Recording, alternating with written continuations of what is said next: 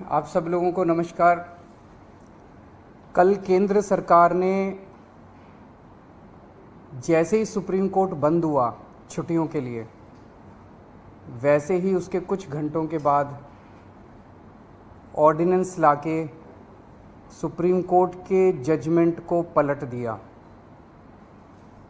हम सब जानते हैं एक हफ्ते पहले सुप्रीम कोर्ट ने जजमेंट दिया था कि दिल्ली के अंदर अधिकारियों के ऊपर कंट्रोल, सरकारी अधिकारियों, सरकारी कर्मचारियों के ऊपर कंट्रोल दिल्ली की चुनी हुई सरकार का होगा।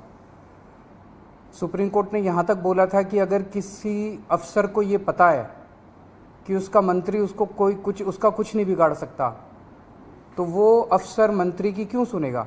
ये वो कोर्ट के ऑर्डर में लिखा है। तो इसीलिए कोई भी जिम्मेदार सरकार चलाने के लिए ये ज़रूरी है कि अफसरशाही और कर्मचारी जो हैं वो सीधे सीधे चुनी हुई सरकार के अंडर में आएँ। इसको कल इन्होंने 4 बजे कोर्ट बंद हुआ, 5 बजे और 10 बजे इन्होंने ऑर्डिनेंस पास करके उस कोर्ट के आदेश को पलट दिया। जिस दिन आदेश आया था उसके अगले दिन इन लोगों ने सोच लिया था कि ऑर्डिनेंस लाके इस आदेश को पलटना है, क्योंकि अगर हम सीक्वेंस ऑफ इवेंट्स देखें, जजमेंट आने के और उसको पलटने के बीच में 8 दिन है। पहले 3 दिन सेक्रेटरी सर्विसेज गायब हो गया, उसका फ़ोन ऑफ हो गया। 3 दिन के बाद सेक्रेटरी सर्विसेज निकलते हैं, कहते हैं मैं कोर्ट का ऑर्डर मानने को तैयार हूँ। तो चीफ सेक्रेटरी फिर बीच बीच में गायब हो जाते हैं और सिविल सर्विसेज बोर्ड की मीटिंग होने में 3 दिन लग जाते हैं। फिर फाइनली जब सिविल सर्विसेज बोर्ड की मीटिंग होती है और एलजी के पास प्रस्ताव भेजा जाता है तो 2 दिन एलजी साहब बैठ जाते हैं उसके ऊपर। 8 दिन इन लोगों ने इस तरह से बिता दिए। ये सारे के सारे कोर्ट के बंद होने का इंतज़ार कर रहे थे कि कब कोर्ट बंद होगा, कब कोर्ट की छुट्टियां होगी और कब हम अध्यादेश लाएंगे। तो प्रश्न ये उठता है कि ये कोर्ट के बंद होने का इंतज़ार क्यों कर रहे थे कि जब कोर्ट बंद होगा तब हम अध्यादेश लाएंगे।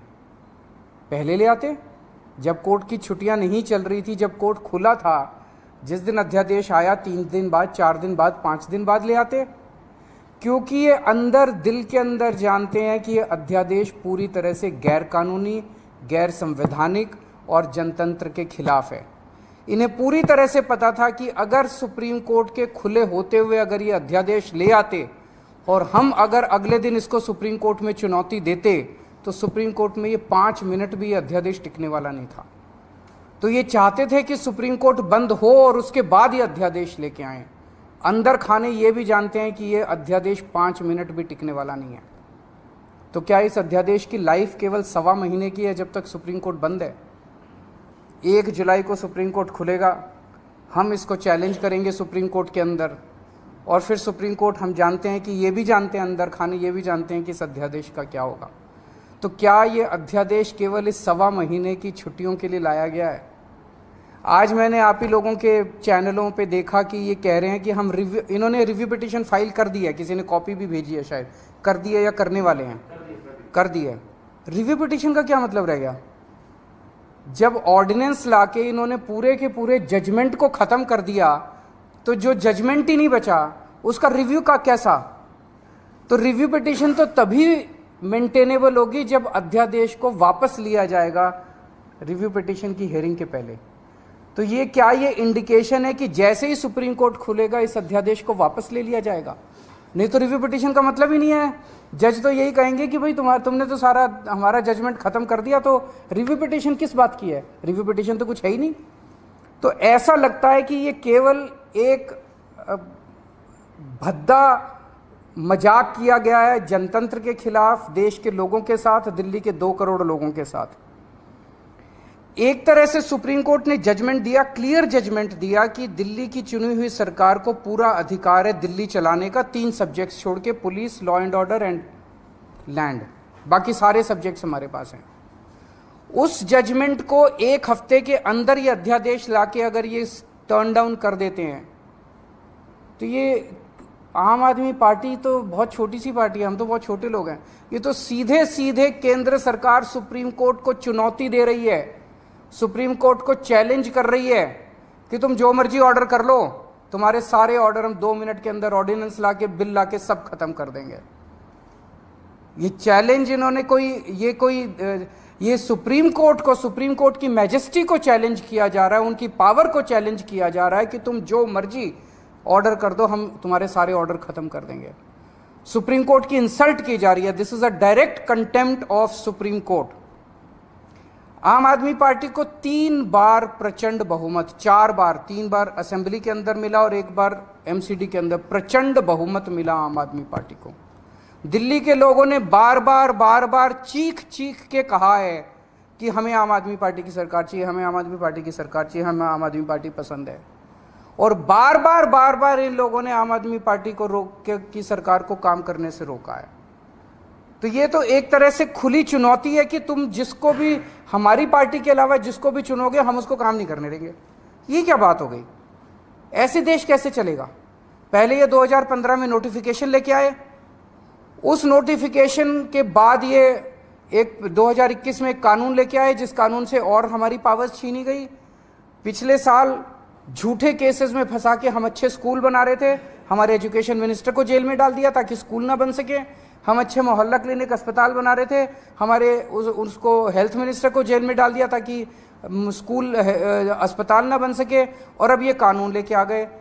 ये बेसिकली तो काम करने से रोकना चाहते हैं आम आदमी पार्टी की सरकार को, क्योंकि जैसा काम आम आदमी पार्टी की सरकार कर रही है वैसा काम करने की इनकी ना तो नीयत है और ना इनकी कैपेसिटी है वैसा काम करने की।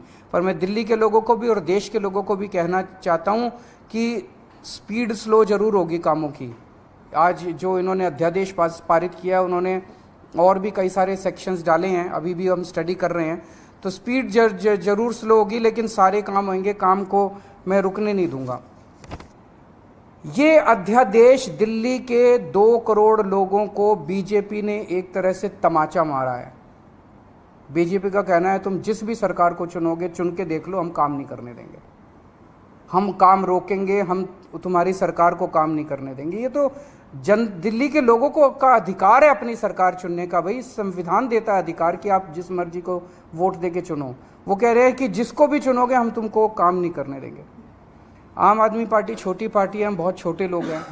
देश बड़ा है, देश इम्पॉर्टेंट है। कल हम नहीं होंगे, कोई और होगा, लेकिन देश रहेगा। इस तरह से सरेआम जनतंत्र को कुचलना, सुप्रीम कोर्ट को वो दिखाना, ये सही नहीं है। हम इसके खिलाफ सुप्रीम कोर्ट में या वो डालेंगे, इस ऑर्डिनेंस के खिलाफ सुप्रीम कोर्ट जाएंगे। और जब से ये ऑर्डिनेंस आया, केवल दिल्ली नहीं देश भर से मेरे पास फ़ोन आ रहे हैं, यहाँ तक कि बीजेपी के कट्टर समर्थक भी कह रहे हैं कि ये तो मोदी जी ने ठीक नहीं किया, ये तो प्रधानमंत्री जी ने ठीक नहीं किया। भाई 2015 में तुम नोटिफिकेशन लेके आए, उसी टाइम ले आते ऑर्डिनेंस, कोई कुछ नहीं कहता।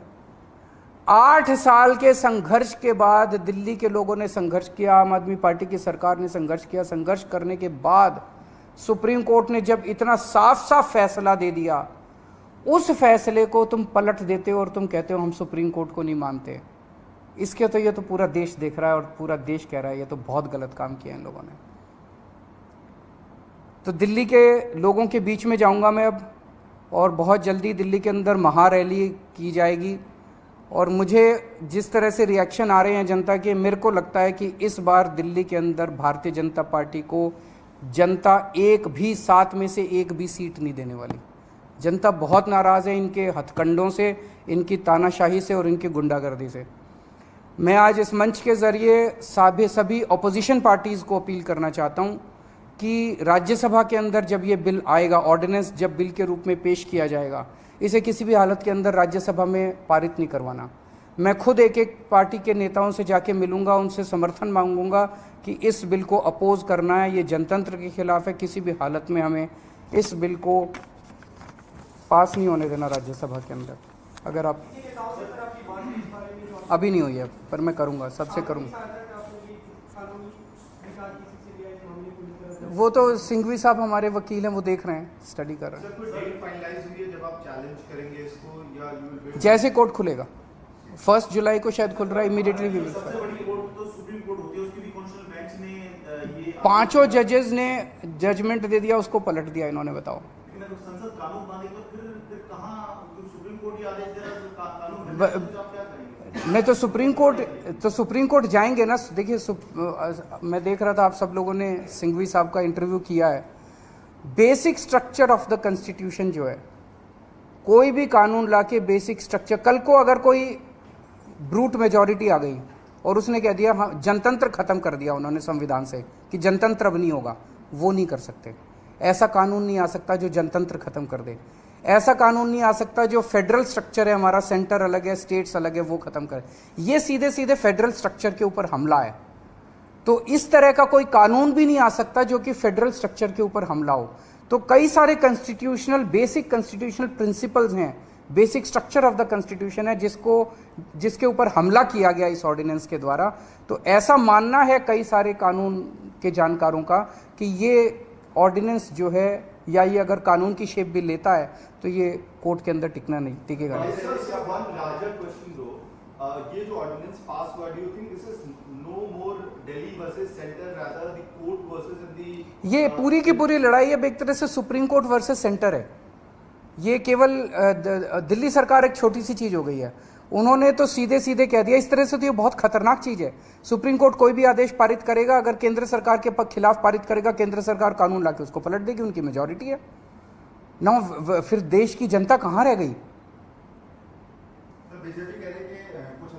जैसे आप लोगों ने सुना होगा कि वो भी इन्होंने ऑर्डिनेंस ला के किया था, जो ईडी के डायरेक्टर की एक्सटेंशन वाला मामला था। ऑर्डिनेंस लाए थे, लेकिन अब सुप्रीम कोर्ट कह रहा है कि हम उसको, मतलब अभी जजमेंट नहीं आया, लेकिन हियरिंग के दौरान सुप्रीम कोर्ट ने कहा कि हम इसको नहीं मानते। It is obviously Keshwanand Bharati was the basic structure of the constitution. This is basic structure. They are attacking the basic structure of the constitution. नहीं, नेताओं की नहीं, आम आदमी पार्टी दिल्ली में करेगी। मैं दिल्ली की जनता के बीच में जाऊंगा, घर घर जाऊंगा, मैं एक एक घर में जाऊंगा और उनको बताऊंगा कि किस तरह से इन्होंने किया है। आपकी पावर को छीना है। केजरीवाल छोटी चीज है, जनता बड़ी चीज है। एक एक आदमी की, दिल्ली की एक एक आदमी की पावर को छीना है, उसके जनतांत्रिक अधिकार को छीना है। जनता जिंदा कैसे रहेगी? इस तरह की अगर तानाशाही आ जाएगी तो जनता जिंदा कैसे रहेगी? उनके लिए काम कौन करेगा? बड़ी जल्दी हम पूरा प्लान अनाउंस करेंगे हमारे ना। Yes, of course the whole Aam Aadmi Party will be on the streets in the coming days. मैं ये पूछ, इसका क्यों, क्या कह रहे हैं वो, क्या कारण है इसका?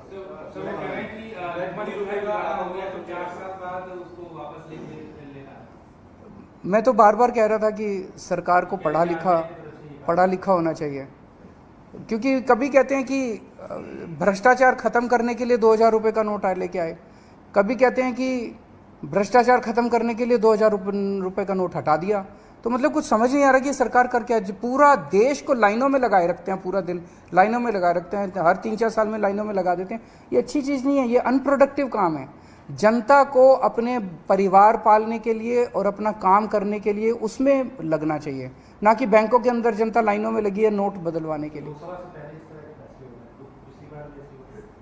तो आप समझ ही रहे हैं उसके कारण क्या है।